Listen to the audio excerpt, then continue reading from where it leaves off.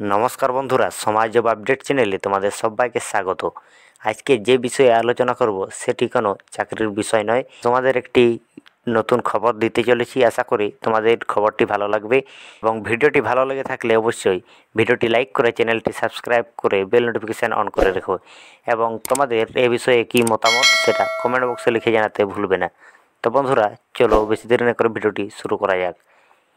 এখানে দেওয়া রয়েছে, দেশে 17 কোটি পড়ুয়ার আধার আপডেট বকেয়া, চিঠি মুখ্য সচিবদের, স্কুলে ক্যাম্প আয়োজনের পরামর্শ ইউআইডিএআই কর্তার।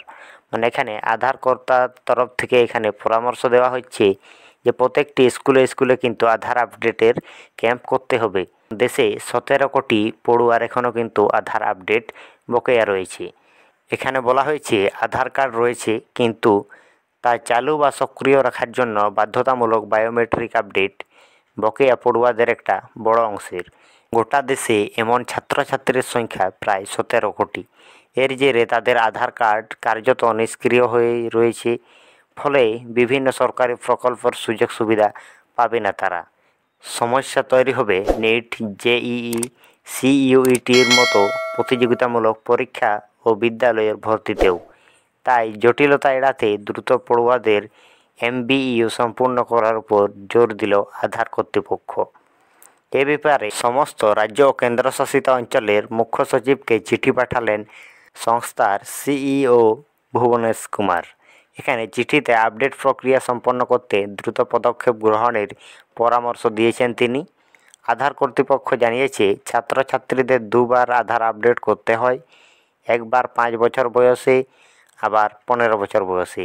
স্কুল কলেজে ভর্তি, বিভিন্ন পরীক্ষায়, স্কলারশিপ, সরকারি প্রকল্পের সুযোগ সুবিধা পেতে এখন আধার আবশ্যিক। তা চালু বা সক্রিয় রাখতে আঙ্গুলের ছাপ ও চোখের মনি দিয়ে কিন্তু এমবিইউ জরুরি। কিন্তু দেশের 17 কোটি আধার নম্বরের আপডেট বাকি থাকায় তুমুল উদ্বেগ তৈরি হয়েছে।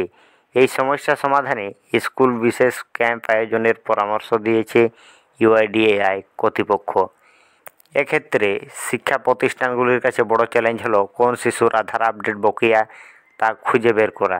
এই সমস্যার সমাধানের পথও বাতলে দিয়েছে তারা।